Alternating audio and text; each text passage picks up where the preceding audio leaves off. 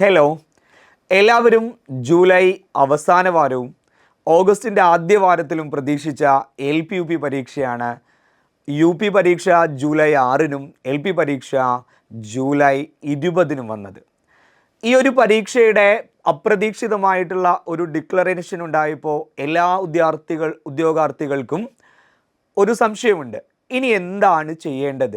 എല്ലാവരും ഇപ്പോൾ കഴിഞ്ഞ ദിവസങ്ങളിലായിട്ട് എല്ലാവരും മെസ്സേജുകളായിട്ടും എല്ലാവരും ഫോൺ കോളുകളായിട്ടും ചോദിക്കുന്ന പ്രധാനപ്പെട്ട ഒരു ചോദ്യമുണ്ട്. അപ്പോൾ ആ ഒരു ചോദ്യത്തിനുള്ള ഉത്തരം എന്ന നിലയിലാണ് ഒരു വിശകലനം നമ്മൾ നൽകിയിരിക്കുന്നത്. LP-UP പരീക്ഷയ്ക്ക് തയ്യാറെടുക്കുന്ന എല്ലാവരും കൃത്യമായിട്ടൊന്ന് വിലയിരുത്തുക.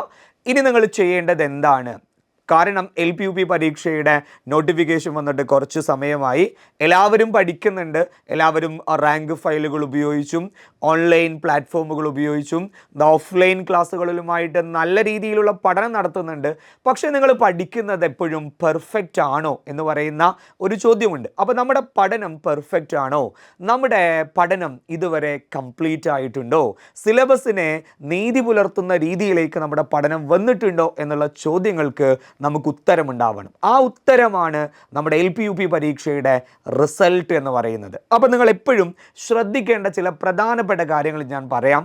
ഇനി നിങ്ങൾ കുറേ കാര്യങ്ങൾ ഓൾറെഡി നമ്മളെ ബ്രെയിനിൽ സ്വായത്തമാക്കിയിട്ടുണ്ട്, ഓൾറെഡി നമ്മൾ പഠിച്ചിട്ടുണ്ട്. അപ്പോൾ ഈ പഠിച്ച കാര്യങ്ങളെ ഇനി നമ്മൾ റിക്കവറി എന്ന് പറയുന്ന ഒരു സ്റ്റേജിലേക്ക് കടന്നു വരണം. അപ്പോൾ നമ്മൾ ആദ്യം ചെയ്യേണ്ട കാര്യം എന്താ?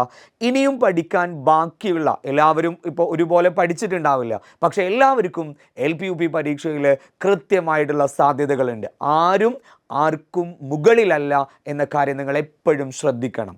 ഇനി നിങ്ങൾ നോക്കിയാൽ പോലും നിങ്ങളുടെ റിസൾട്ട് മറ്റുള്ളവരെല്ലാവരെയും മറികടന്നിട്ടുള്ള ഒരു റിസൾട്ടിലേക്ക് നമുക്ക് എത്താനാവും. അതിനെന്താ ചെയ്യേണ്ടത്?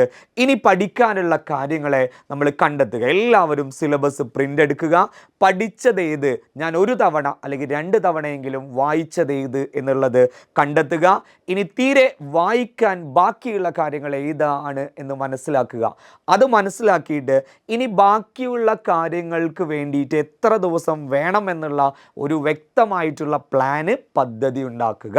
അങ്ങനെ ഈ ഒരു പദ്ധതി ഉണ്ടാക്കുമ്പോൾ നിങ്ങൾ ശ്രദ്ധിക്കേണ്ടത് മെയ് 31 വരെയുള്ള സമയമുണ്ട്. ഏകദേശം നമുക്ക് 40 ദിവസങ്ങൾ. ഈ 40 ദിവസങ്ങളിൽ ഇനി പഠിച്ച കാര്യങ്ങളും ഇനി പഠിക്കാനുള്ള കാര്യങ്ങൾക്ക് വേണ്ടിയിട്ട് മാറ്റിവെക്കുക. അപ്പോൾ ഇനി പഠിക്കാനുള്ള കാര്യങ്ങൾ നമുക്ക് കുറച്ച് കാര്യങ്ങൾ ഉണ്ട് എന്ന് വിചാരിച്ചോളൂ. ആ പഠിക്കാനുള്ള കാര്യങ്ങൾക്ക് കൃത്യമായിട്ട് ഓരോ ദിവസം പഠിക്കാനുള്ള കാര്യങ്ങൾക്ക് ടൈം ടേബിൾ സെറ്റ് ചെയ്യുക. 2 മണിക്കൂർ ഇനി പഠിക്കാനുള്ള കാര്യങ്ങൾ.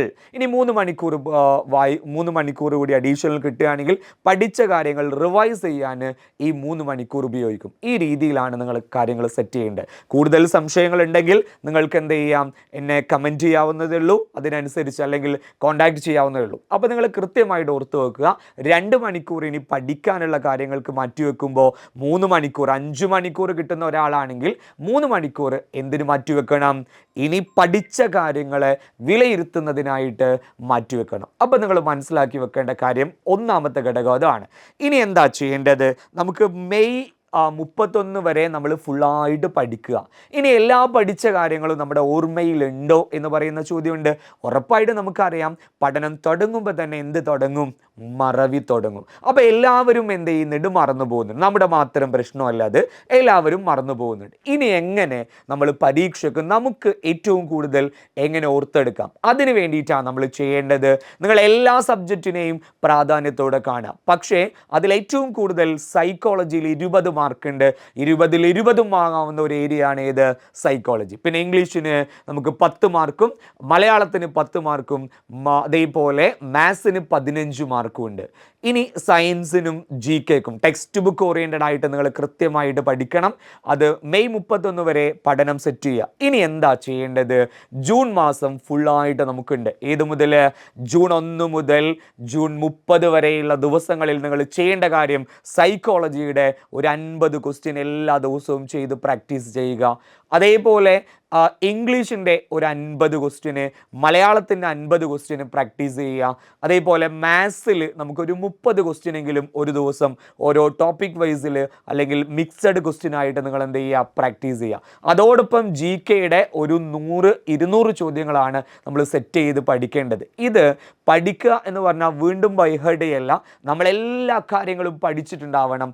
ആ പഠിച്ച കാര്യങ്ങളെ റിവൈസ് ചെയ്യുക. അപ്പോൾ ഒരു ഉദാഹരണത്തിന് നമ്മുടെ സൈക്കോളജിയുടെ 20 ചോദ്യങ്ങൾ നമ്മൾ എടുക്കുന്നു എന്ന് വിചാരിക്കൂ. ആ 20 ചോദ്യങ്ങളിൽ നമുക്ക് 10-15 ചോദ്യങ്ങൾക്ക് നമുക്ക് ഉത്തരം അറിയാം. അങ്ങനെയാണെങ്കിൽ നിങ്ങൾ എന്ത് പഠിക്കുക, ഓരോ ചോദ്യങ്ങളും ഏത് മേഖലയാണെന്ന് എഴുതുക, അതിൻ്റെ ഉത്തരം പഠിക്കുക. ഇനി 5 ചോദ്യങ്ങൾക്ക് നമുക്ക് ഉത്തരം അറിയില്ല, ആ ഉത്തരം നമുക്ക് കൺഫ്യൂഷൻ ഉണ്ട് എങ്കിൽ അത് ഏത് മേഖലയാണെന്ന് കണ്ടെത്തുക, ഒരു നോട്ട്ബുക്കിലേക്ക് ആ മേഖല എഴുതി വെക്കുക. നമുക്ക് മിസ്സിങ് വന്ന ആ മേഖല നമ്മുടെ നോട്ടുകളും നമ്മുടെ ക്ലാസ് നോട്ടുകളോ അല്ലെങ്കിൽ നമ്മുടെ സോഴ്സ് വെച്ചിട്ട് അത് കണ്ടെത്തി ഒന്നുകൂടി വായിക്കുക. അതേ സ്ട്രാറ്റജി തന്നെ അടുത്ത സബ്ജക്റ്റിന് കൊടുക്കുക. ഇംഗ്ലീഷ് ചെയ്യുമ്പോൾ ആർട്ടിക്കിളിലാണ് എറർ വന്നെങ്കിൽ ആർട്ടിക്കിളിൻ്റെ ഭാഗം വായിക്കുക. എറർ വരാത്ത മേഖല ചോദ്യോത്തരം പഠിക്കുക.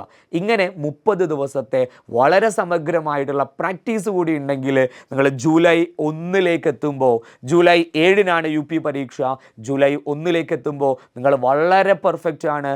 നല്ലൊരു പരീക്ഷയ്ക്ക് തയ്യാറെടുക്കുന്ന ഒരു ഉദ്യോഗാർത്ഥിയായിട്ട് നിങ്ങൾക്ക് മാറാവുന്നതാണ്. അപ്പോൾ ശ്രദ്ധിക്കേണ്ട കാര്യങ്ങൾ ഞാൻ ഓരോ പോയിൻ്റായിട്ട് പറയാം. ഒന്ന്, നിങ്ങൾ സിലബസ് ആണ് പ്രാധാന്യം, റാങ്ക് ഫയലുകളുടെ കണ്ടൻറ്റുകളല്ല. റാങ്ക് ഫയലുകളുടെ കണ്ടൻറ്റ് നിങ്ങൾക്ക് നല്ല രീതിയിൽ പ്രയോജനപ്പെടുന്നു, പക്ഷേ പലപ്പോഴും പല സബ്ജക്റ്റിനും ക്രോഡീകരണം ആവശ്യമാണ്. ഒന്നാമത്തെ കാര്യം. രണ്ടാമത്തെ കാര്യം, നിങ്ങൾക്ക് എപ്പോഴും വായന മാത്രമല്ല പഠനം എന്ന് പറയുന്നത്, പരിശീലനമാണ് ഏത് പഠനം. കൃത്യമായിട്ടുള്ള ക്ലാസ് നോട്ടുകളെ നിങ്ങൾ പ്രയോജനപ്പെടുത്തുക. സംശയ ദൂരീകരണത്തിനായി നിങ്ങൾ സമയം കണ്ടെത്തുക. ഓരോ ദിവസവും സംശയ ദൂരീകരണത്തിനായിട്ട് സമയം കണ്ടെത്തുക. അപ്പോൾ എയ്സിൻ്റെ ഒരു സ്പെഷ്യാലിറ്റി എന്ന് പറഞ്ഞാൽ നമ്മൾ ഇവിടെ ഒരു കൃത്യമായിട്ടുള്ള സംശയ ദൂരീകരണത്തിനായിട്ടുള്ള ഒരു പദ്ധതി തയ്യാറാക്കുന്നുണ്ട്. നിങ്ങൾക്ക് കൃത്യമായിട്ടുള്ള ഒരു രീതിയിൽ 24 മണിക്കൂറും നിങ്ങൾക്ക് ആൻസർ, നിങ്ങളുടെ സംശയങ്ങൾ ദൂരീകരിക്കാൻ വേണ്ടിയിട്ടുള്ള ഒരു സംവിധാനം ഒരുക്കും. സൈക്കോളജി, ഇംഗ്ലീഷ് പെഡഗോജി, മലയാള പെഡഗോജിയിൽ പെർഫെക്റ്റ് ആയിട്ടുള്ള ഒരു സിലബസിലൂടെ നിങ്ങൾ പഠിച്ചു തുടങ്ങുക. മെയ് 31 വരെ സൈക്കോളജി, ഇംഗ്ലീഷ്, മലയാളം പെഡഗോജി എന്നിവ പഠിക്കാനുള്ള പ്രത്യേക പദ്ധതികൾ ഞാൻ നിങ്ങൾക്ക് പറഞ്ഞു തരുന്നതാണ്. എപ്പോഴും നിങ്ങൾ റിസൾട്ടിന് വേണ്ടി ഫോക്കസ് ചെയ്യുക. ആ റിസൾട്ടിന് നമ്മളെല്ലാവർക്കും റിസൾട്ടിന് കഴിയട്ടെ.